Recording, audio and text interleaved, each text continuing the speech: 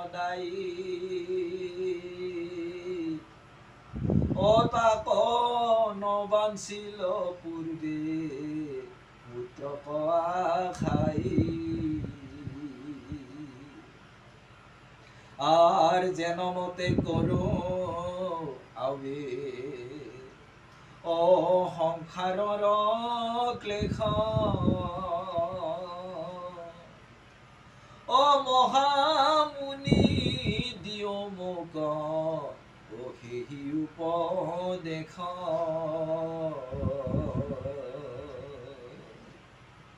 বসুদেৱ সন্ত প্ৰভুজনাই মহামুনি নাৰদক কৈছে যে মুকুন্দ ঈশ্বৰ কৃষ্ণই দৰ্শন মাত্ৰে মুকুতি দিয়ে কিন্তু সেইহেন মুকুন্দ ঈশ্বৰ কৃষ্ণক মই দৰ্শন পাই মই মাত্ৰ পুত্ৰ কামনাৰে মই বাঞ্ছা কৰিছিলোঁ যে তুমিহেন যেন পুত্ৰ মোৰ গৃহত জন্মে আৰু সেই বাক্য ৰাখি ভগৱান আহি মোৰ গৃহাগত হৈছে কিন্তু হৈছে যদিও মই মায়াৰ হাত এৰিব পৰা নাই পুত্ৰ স্নেহত থাকিলোঁ গতিকে এই পুত্ৰ স্নেহৰ মায়া মোহৰ পৰা মই কেনেকৈ মুক্তি পাম এই বিষয়ে মোক উপদেশ দিয়ে কিন্তু ইতিমধ্যে ভগৱন্ত তেওঁৰ গৃহতে তেওঁৰ পুত্ৰ ৰূপত আছে তথাপিও তেওঁ আৰু যে মোৰ এই গৃহবাসৰ যিটো মায়া মোহৰ পুত্ৰ স্নেহৰ যিটো মোহ এইটো মোক বান্ধি আছে এইটোৰ পৰাও যাতে মই কেনেকৈ মুক্তি পাম আনপিনে আমাক বুজাইছে তেওঁতো এনাই মুক্তি হৈছে কিন্তু আমি যে মায়া মোহৰ পুত্ৰ ভাৰ্যা মোহত মোহিত হৈ আছোঁ আমাক এই মোহৰ পৰা বন্ধনৰ মুক্তিটো কেনেকৈ কৰাব এই কথাখিনি নাৰদক সুধি বসুদেৱে আমাক বুজাব বিচাৰিছে যে আমি পুত্ৰ পুত্ৰীৰ মায়া মোহৰ পৰা কেনেকৈ মুক্তি পাব পাৰোঁ আমাক এই বান্ধি আছে এইটো বন্ধনটো কেনে আৰু এই বন্ধনৰ পৰা কিদৰে মুক্তি পায় এই কথাখিনি মোক বুজাই দিয়ে আপুনি উপদেশ দিয়ে হৰিয়ে তুখিলা কৃষ্ণক তুমি অজিমত ভকতি আমাক দিয় সেই উপায় সম্প্ৰতি হে সন্ত শ্ৰেষ্ঠ মহামুনি নাৰদ অহৰ্নিশে দণ্ডে তুমি যেনেকৈ কৃষ্ণ স্তুতি কৰি ভগৱন্ত প্ৰাপ্তি হৈ অহৰ্নিশে ত্ৰিভুৱন তেওঁৰ নামতে আছে গতিকে সেই উপদেশখিনি মোক দিয়ক মইতো থাকিব পৰা নাই মই মায়াত আছোঁ যদিও মোৰ গৃহাগত হৈ আছে কিন্তু মই পুত্ৰ মোহতে আছোঁ কিন্তু মোক সেই উপদেশখিনি দিয়ক হৰিয়ে যেবে বসুদেৱে হেন পুছিলা হৰিষি হৰি স্মৰি পাইলা প্ৰীতি পাছে দেৱ ঋষি ইমান পৰমাৰ্থিক তত্ত্বৰ কথাখিনি যেতিয়া নেকি বসুদেৱে মহামুনি নাৰদক সুধিল তেতিয়া নাৰদৰ মন শিহৰি পৰম হৰি চিত্তে হৰিৰ প্ৰেমত আপ্লুত হৈ পৰিল সন্তজনে যেতিয়া ঈশ্বৰ কৃষ্ণৰ কথাত আৰু বিৱৰি কোৱাৰ কাৰণে আলোচনাৰ কাৰণে আগবাঢ়ে তেতিয়া সন্ত ভকতৰ হৃদয় আকুল হৈ পৰে বুলি কৈছে আৰু সেইটো আমাকো গৃহবাসীসকলক হৰিৰ নাম য'ত হয় তাত আমাৰ আকুল হৃদয় হ'ব লাগে বুলি কৈছে আৰু তাত আকুল হৃদয়েৰে আমি তাত মানে মনোনিৱেশ কৰিব লাগে বা যাব লাগে কিন্তু হৈ আছে থাকোঁতে আমি বেলেগ কথা কৈ আছোঁ পাঠ পঢ়ি আছে আমি বেলেগ আলোচনা কৰি আছোঁ গতিকে সিসকলৰ মন চঞ্চল বুলি কৈছে আৰু সিসকল মানে গৃহ কুম্ভীপাক নৰকত মজি থকা বুলি কৈছে। কিন্তু যিসকল শুদ্ধ চিতে হৰি ভজনাৰ জৰিয়তে হৰি কথাৰসৰ প্ৰেম ৰস কিছু চিত্তত ল'ব পাৰিছে, তেওঁলোকে কেতিয়াও মানে এনে শ্ৰৱণ কীৰ্তনস্থলী দেখা পালে তেওঁলোকে আকুল হৃদয়ে আহি কাণ পাতি শুনে বুলি কৈছে। আৰু সেইসকল জীৱনতে ধন্য বুলি কৈছে। এ হৰিয়ে অপুলকিত তনু মনে অমিলিলয়ালাদা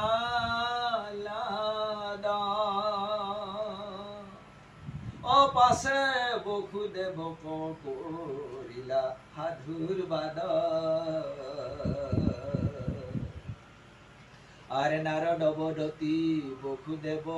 মহাশয় ও ধন্য ধন্য বুদ্ধি সাৰ কৰিলা নিশ্চয়। বসুদেৱৰ কথা নাৰদ হৰি প্ৰেমৰ ৰসত আপ্লুত হৈ বসুদেৱক প্ৰশংসা কৰিছে যে ধন্য ধন্য মতি তোমাৰ আৰু মহাবুদ্ধিবন্ত তুমি, মহাচতুৰ। এইকাৰণে কৈছে হৰি ভকতি পৰায়ণজন সিজনে আচল চতুৰ, কিন্তু আমি বিষয়ৰ হে চতুৰ, কিন্তু সেইসকলক অচতুৰ বুলি কৈছে। বিষয়ত যিসকলে মজি হৰি কথাৰ ব্যতিৰেক হৈ আছে সেইসকলক আমি ভাবিছোঁ বিষয়ত মানে বৰ পনৰু, কিন্তু সেইসকল অচতুৰ বুলি কৈছে। কিন্তু আত্মবিষয়ত মজি হৰি কথাৰ ৰসৰ মাজত যিয়ে আছে সেইসকলহে আচল চতুৰ। এই সংসাৰ এইকাৰণে কৈছে কৃষ্ণ কথাৰ ৰসৰ চতুৰ, কিন্তু আমি বিষয় কথাৰ ৰসৰ চতুৰ, এই গ্ৰাম্য কথাৰ চতুৰ, কিন্তু কৃষ্ণ কথাৰ চতুৰ হ'ব দিছে ৰসৰ। গতিকে সেই ৰসৰ চতুৰ হৈ আৰু সেই কৃষ্ণ গুণযশ অমৃত পান কৰি গৈছে, কিন্তু আমি বিষয়ৰ এক গৰলহে পান কৰোঁ, কিন্তু আচল অমৃত আমি পান নকৰোঁ। আৰু পান নকৰি আমি মহাচতুৰ বুলি নিজকে দম্ভালি মাৰি মানে বিষয়ত মানে সেই মদমত্ত গজৰাজৰ দৰে মানে আছোঁ। যেতিয়া নেকি হৈৰালে ধৰিল তেতিয়া হয়তো মুক্তি পাল ঈশ্বৰৰ কৃপাত, এই কাল গ্ৰাসে যেতিয়া ধৰিল গজৰাজ। কিন্তু ঘটনা হ'ল কি, সেইখিনি কৃপা গজেন্দ্ৰই পালে পূৰ্ব কিছু ভক্তি থকা কাৰণে, কিন্তু আমাৰ যদি পূৰ্বৰ সেই কৰ্মবিলাক পূৰ্ব কুমাৰ কালৰ পৰা যদি হৰি কথাৰ ৰসটো নাথাকে, বৃদ্ধ কালৰ সেই ভক্তিৰ পদুভূলটো কেতিয়াও অন্তৰত নজন্মে, গ্ৰাহে লৈয়ে যাব। কিন্তু এইকাৰণে কৈছে যে শিশুকালৰ পৰা কুমাৰ কালৰ পৰা এই কৃষ্ণ কথাৰ ৰসটো এই গৃহবাসত হৈ থাকিব লাগে, সন্ত মহন্তৰ আগমন হ'ব লাগে। কিন্তু আমি সন্ত মহন্তৰ আগমন কৃষ্ণ কথাৰ ৰসৰ যুক্ত ভাৱত আমি নাথাকি বিষয় ৰসযুক্তত জাগযোগ পূজাৰ জৰিয়তে দেৱ পূজি মানে 2 আনা খৰচ কৰি 16 আনা পাৱাৰ আশাৰে মানে আশা আকাংক্ষা সংকল্পলৈ মজি আছোঁ। গতিকে কেতিয়াবা সুখ কেতিয়াবা দুখ, তাতে মহাসুখ বুলি ভাবি আছোঁ, কিন্তু পৰমাৰ্থিকভাৱে আমাক ভাগৱতে সিদ্ধান্ত দি থৈ দিছে, আমাক শ্ৰৱণ কীৰ্তনত শুনি আমাক সেইবোৰ উপলব্ধি কৰি সন্ত মহন্তৰ জৰিয়তে পৰ্যালোচনাৰ জৰিয়তে এইখিনি গ্ৰহণ যিয়ে কৰিব পাৰিছে সেইসকলে চতুৰ্বান হ'ব পাৰিব বুলি কৈছে। এৰা পুছিলা পৰম ভাগৱত ধৰ্ম যত যাহাক স্মৰণে হৈ পবিত্ৰ জগত শুনে বা ভনে বা স্মৰে নতুবা আদৰে আনে বা গাঁৱন্তে জীৱা অভিনন্দা কৰে যে হে সন্ত সূৰ্য স্বৰূপ প্ৰভুদেৱ, গতিকে তুমি বৰ চতুৰ আৰু তুমি সন্তসকলৰ মানে অগ্ৰগণী আৰু তুমি ভাগৱতৰ ধৰ্মৰ গোটাই কথাখিনি তুমি বুজিছা। যিয়ে শুনে, যিয়ে ভনে, যিয়ে স্মৰে, যিয়ে গাঁৱন্তে অভিনন্দা কৰে, সেইসকল বৰ চতুৰ বুলি কৈছে। আৰু সেইখিনিয়ে ভাগৱতৰ মূল তাৎপৰ্য কথা। গতিকে আমি কোনোবাই গাই আছে, শুনাৰ মানসিকতা নাই, সেইটো একেবাৰে অপৰাধত পৰিম, ভাগৱত ধৰ্মত নপৰিম। কোনোবাই গাই আছে, আমি তাক মানে কোনো শ্ৰদ্ধা কৰা নাই বা অভিনন্দন জ্ঞাপন কৰা নাই, মানে অন্যমনস্ক হৈ থাকিলোঁ, এইটো ভাগৱত ধৰ্মৰ ব্যতিৰেক বুলি কৈছে। যিয়ে শুনিছে বা যিয়ে গাইছে, যিয়ে স্মৰণ কৰিছে, সেইসকলে ধন্যবাদ, ধন্য, আৰু সেইসকলে সেইখিনিয়ে ভাগৱত ধৰ্মৰ মূল বস্তু। কোনোবাই গাই আছে, তুমি তাত মন দিয়া, তাতে দুটা ভগৱন্তৰ গুণজক কীৰ্তনৰ কথা তুমি হৃদয়ত চিত্তত তুমি গ্ৰহণ কৰা, এইটোৱে মূল ভাগৱতৰ ধৰ্ম। গতিকে তাৰ ব্যতিৰেকজন বা ব্যতিৰেকখিনি গোটাইখিনি অধৰ্ম বুলি কৈছে, ভাগৱত ধৰ্মৰ ব্যতিৰেক বুলি কৈছে। হৰিয়ে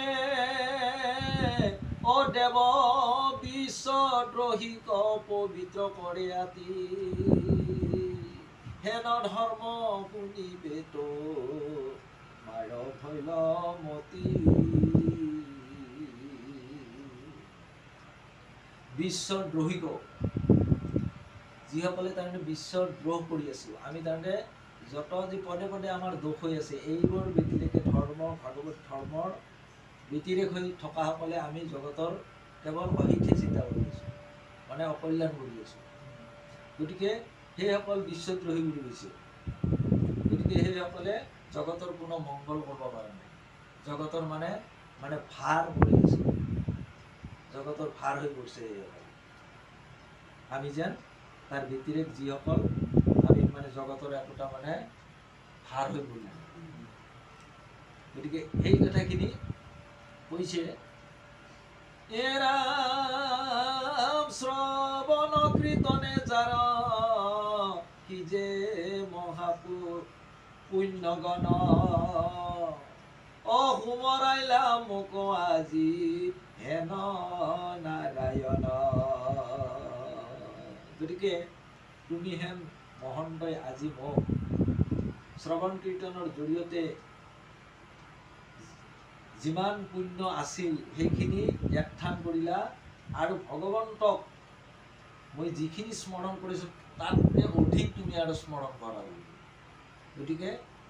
ভকতসকলক কৈছে যে ভকত এজন দেখা পালে অন্য কথা আলাপ নকৰি তেওঁৰ কথাহে আলাপ কৰিব দিছে, সেইটোৱে ভকতৰ লক্ষণ। কিন্তু আমি লগ লাগিলে আমি বিষয়ৰ আলোচনা কৰোঁ, কিন্তু আগতে তেওঁৰ কথা আলোচনা কৰোঁ, তেওঁ কুশলে আছে না নাই, তেওঁৰ বিষয়ে আলোচনা কৰে, সেইটোহে আচল ভাগৱত ধৰ্ম। হৰিয়ে কিন উপকাৰ কৰিলা মহাশয়, জানিল হইলে কমূল মহাভাগ্যদয়। যিত কথা মোহত পুছিলা মহামতি, আৰু ইতিহাস এক শুনিয় সম্প্ৰতি। যে মোৰ ভাগ্য উদয় কৰিলা আৰু অধিক, গতিকে তাৰ কাৰণে মই আজি তোমাৰ লগত আৰু কিছু ইতিহাসৰ পুৰণা কথা তোমাৰ লগত মই আলোচনা কৰোঁ ভগৱন্তৰ বিষয়ে। এইবোৰে এ হৰিয়ে অনবসিদ্ধ সমে নিমি ও ৰাজাৰ সংবাদ আর শ্রবণ মাত্রকে মনে মিলিবে আলাদা আর শুনা সেই কথা তুমি স্থির করি মন আর ভাগবত ধর্মর আশয় নিরূপণ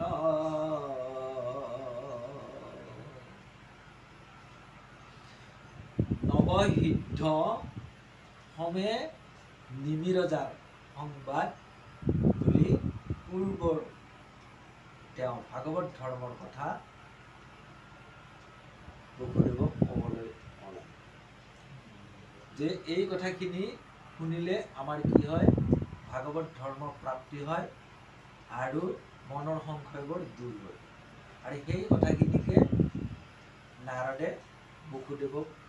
ক'বৰ কাৰণে আগ্ৰহ কৰিছিল কাৰণ সন্তজনে সন্তৰ আগত আচল গুজ্জৰ কথাবিলাক কোৱাৰ কাৰণে হেঁপাহ ক'লে কোৱাৰ কাৰণে আগ্ৰহ কৰে কিন্তু অসন্তৰ জনৰ আগত ক'বৰ কাৰণে কেতিয়াও আগ্ৰহ নকৰে গতিকে আমি কৃষ্ণ গুণৰ কথা পাব লগা হ'লে সন্তজনক প্ৰতি আমাৰ আচল প্ৰীতিটো শ্ৰদ্ধাটো ৰাখিব লাগিব তেতিয়া কি হয় সন্ত মহন্তৰ মুখৰ পৰা আমি আচল কথাখিনি তেতিয়া পাব পাৰোঁ পালে তেতিয়া আমাৰ অজ্ঞানতাখিনি দূৰ হ'ব এই কথাখিনি বুজাইছে গতিকে নাৰদে এই নিমি নৱসিদ্ধৰ কথাখিনি কোৱাৰ কাৰণে আগবাঢ়িছে গতিকে আমি প্ৰভু মস্ত ইয়াৰ পিছত আমি দ্বিতীয় পৰ্যায়ত এইখিনি আলোচনা কৰিম গতিকে প্ৰভু ভগৱন্তৰ শ্ৰীচৰণত আমি সেৱা ধৰিছোঁ ভকত বৈষ্ণৱৰ শ্ৰীচৰণত সেৱা ধৰিছোঁ গতিকে আজি টিপ্লাই নিবাসী উমেশ নাথৰ গৃহবাসত ভগৱন্ত ঈশ্বৰ কৃষ্ণৰ গুণজক কীৰ্তনখিনি ইয়াতে যৎকিঞ্চিতভাৱে কৰা হ'ল গতিকে অনাগত দিনত ভগৱন্ত প্ৰভুৰ কৃপা দৃষ্টিৰে চাওক ভকত বৈষ্ণৱ প্ৰভু সমস্ত কৃপা দৃষ্টিৰে চাওক যাতে উমেশ নাথৰ গৃহবাসত এই হৰিকথাৰ প্ৰেমৰসখিনি আৰু ভকত বৈষ্ণৱৰ কৃপাখিনি গৃহবাসত ভগৱন্তৰ কৃপাৰ জৰিয়তে থাকে এইখিনিকে আমি এই অনুষ্ঠানত কামনা কৰি ভকত বৈষ্ণৱৰ পৰ্যালোচনাখিনি যাতে বিদিত হৈ থাকে এইখিনিকে কামনা কৰি আমাৰ আজিৰ পাঠভাগী ইমানতে বিৰাম কৰিছোঁ কৃষ্ণ